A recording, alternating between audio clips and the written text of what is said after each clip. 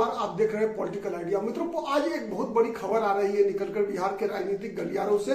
बिहार के राजनीतिक गलियारों से भी अधिक कहे कि भोजपुरी फिल्म इंडस्ट्री से यह खबर निकलकर आ रही है कि बिहार में इस बार जो विधानसभा चुनाव होना है अक्टूबर महीने में, उस चुनाव में पवन सिंह जो भोजपुरी सिनेमा फिल्मों के एक बड़े कलाकार हैं, उनका मुकाबला करेंगी उन्हीं की पहली पुरानी सह कलाकार अक्षरा सिंह।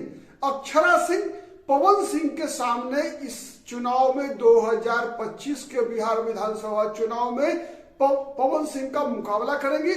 अब सवाल ये उठता है कि पवन सिंह का तो अभी तक स्पष्ट नहीं है कि वो किस राजनीतिक दल से चुनाव लड़ेंगे, लेकिन अक्षरा सिंह का आपको पता है कि अक्षरा सिंह अक्टूबर 2023 में ही प्रशांत किशोर की पार्टी जन सुराज को ज्वाइन कर चुकी है और जन सुराज में एक तरह से सक्रिय भागीदारी होती है।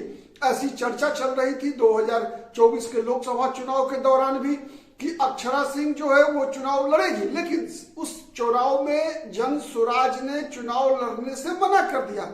चूंकि जन सुराज में शामिल हो चुकी थी अक्षरा सिंह और अक्षरा सिंह प्रशांत किशोर जन सुराज और प्रशांत किशोर ने चुनाव लड़ने से मना कर दिया, तो पार्टी की रणनीति के तहत अक्षरा सिंह ने लोकसभा चुनाव में अपनी उम्मीदवारी पेश करने का जो फैसला था वो फैसला उन्होंने वापस ले लिया।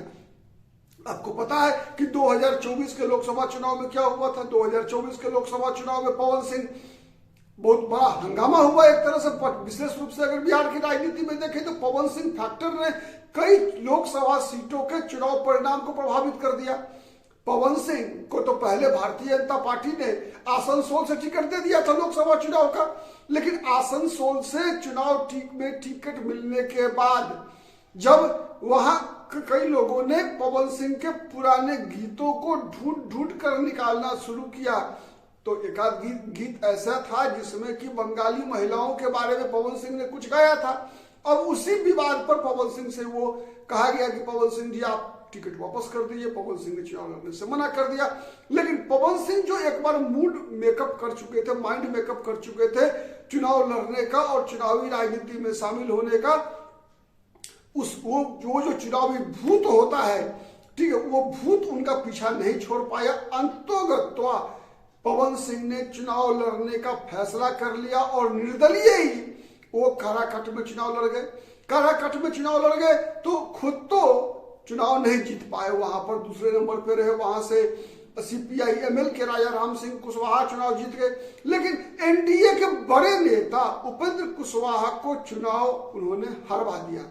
मैं हरवा दिया इसलिए कह रहा हूं मैं, क्योंकि है क्या कि अगर देखेंगे आप मगध शाहाबाद प्रमंडल और विशेषकर बिहार और बिहार का भी उत्तर प्रदेश से सटा हुआ जो इलाका है, वहां पर आप कह सकते हैं कि राजपूत और कुशवाहा दोनों जाति के लोग एनडीए के परमानेंट वोटर्स रहे हैं। इस बात में कहीं कोई शक नहीं है। लगातार कई वर्षों से और इधर के दिनों में जब से राजनाथ सिंह की केंद्रीय राजनीति में भूमिका बढ़ी, योगी आदित्यनाथ उत्तर प्रदेश के मुख्यमंत्री बने, उसके बाद से राजपूत तो एक तरफा मतदान करता रहा है बीजेपी और एनडीए के फेवर में, लेकिन पवन सिंह फैक्टर ने एनडीए को नुकसान पहुंचाया। मतलब उपेंद्र कुशवाहा को वोट नहीं मिला। राजपूतों का बदला क्या हुआ उसके परिणाम स्वरूप कि कुशवाहा जाति के लोगों ने और जिन जिन क्षेत्रों में एनडीए के राजपूत उम्मीदवार थे सबको चुनाव हरवाने में महत्वपूर्ण भूमिका अदा कर दिया। जैसे आरा में देखिए, आरा में राजकुमार सिंह जो केंद्रीय ऊर्जा मंत्री थे, उनको चुनाव हार जाना पड़ा केवल इसलिए कि वहां पर कुशवाहा जाति के लोगों ने उनको वोट नहीं दिया और कुशवाहा बदला लेना चाहते थे। सासाराम के काराकाट का सासाराम में भी जहां पर कि बीजेपी का एक तरह से जीत लगभग निश्चित था, सासाराम सुरक्षित सीट है, बीजेपी की जीत निश्चित थी, लेकिन वहां पर कुशवाहा फैक्टर ने वहां पर बीजेपी का नुकसान कर दिया। वहां पर कांग्रेस को फायदा मिल गया और बीजेपी के शिवेश राम वहां भी चुनाव हार गए। उसका प्रभाव बक्सर लोकसभा सीट पर भी पड़ा। तो ये जो शाहाबाद और मगध प्रमंडल, यहां तक कि पाटलिपुत्रा लोकसभा सीट पर भी उसका इफेक्ट आया। और मैंने जो उत्तर बिहार का इलाका था जो दक्षिण बिहार का इलाका था वहां एनडीए एक छत्र विजय हुआ, लेकिन ये जो मगध और शाहाबाद के इलाके में एनडीए का प्रदर्शन और क्षेत्रों की तुलना में बराबर का नहीं हुआ। इसके पीछे सबसे बड़ा कोई एक कारण, कई कारण थे लेकिन सबसे बड़ा कोई एक कारण अगर निकल कर आता है तो वो था पवन सिंह फैक्टर। और इस बार जब आपको पता है 2 दिन पहले भोजपुर में एक कार्यक्रम चल रहा था भोजपुर जिला में, और चूंकि भोजपुर और भोजपुरी का क्या संबंध है सबको पता है। अक्षरा सिंह का वहां कार्यक्रम था और उस कार्यक्रम के दौरान अक्षरा सिंह का शूटिंग करने का प्रयास पवन सिंह के समर्थकों ने किया। उसके बाद अक्षरा सिंह को पता है अक्षरा सिंह किस प्रकार की भाषा का इस्तेमाल करती है। अक्षरा सिंह ने भी अपशब्दों का इस्तेमाल करना शुरू किया पवन सिंह के समर्थकों के लिए और कहा कुत्ते आ जाओ मैदान में, मैं चुखा दूंगी तुम्हें भी और तुम्हारे बॉस को भी, जिसकी मतलब समझ रहे आपका इशारा, हमारा इशारा है सीधा पवन सिंह के लिए भी कई प्रकार के शब्दों का इस्तेमाल। और अक्षरा सिंह पवन सिंह का एक जमाने में संबंध ऐसा था जो दांत काटी रोटी वाली स्थिति थी।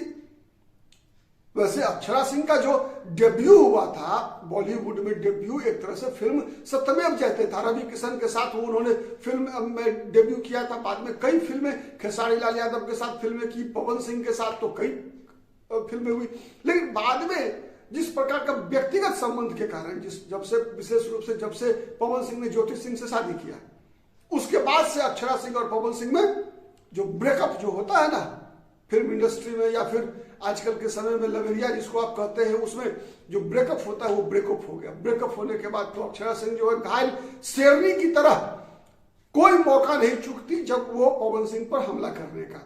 ठीक है, 50 से ज्यादा फिल्में कर चुकी है अक्षरा सिंह। ठीक है, कलाकार है, बचपन से एक तरह से एक्टिंग की शुरुआत उन्होंने की, रहने वाली पटना की है, लेकिन अब उनके माता पिता सबके सब जो है मुंबई में बस चुके हैं। तो एक बहुत बेहतर कैरियर रहा है अक्षरा सिंह का भी भोजपुरी फिल्म इंडस्ट्री से लेकर बॉलीवुड तक। ठीक है, इसके अलावा कई अन्य कार्यक्रमों में भी उनकी सहभागिता रही है, भूमिका रही है, पवन सिंह भी है। लेकिन सवाल यह है कि क्या पवन सिंह और अक्षरा सिंह कि जो एक बार फिर से ये महामुकाबला विधानसभा चुनाव में अगर देखा गया अगर, तो सवाल यही है कि सवाल नुकसान फिर किसका होगा। अकेले जब पवन सिंह थे तब तो एनडीए का उन्होंने बोरिया बिस्तर बंधवा दिया, 5 लोकसभा सीट हरवा दिया एनडीए का।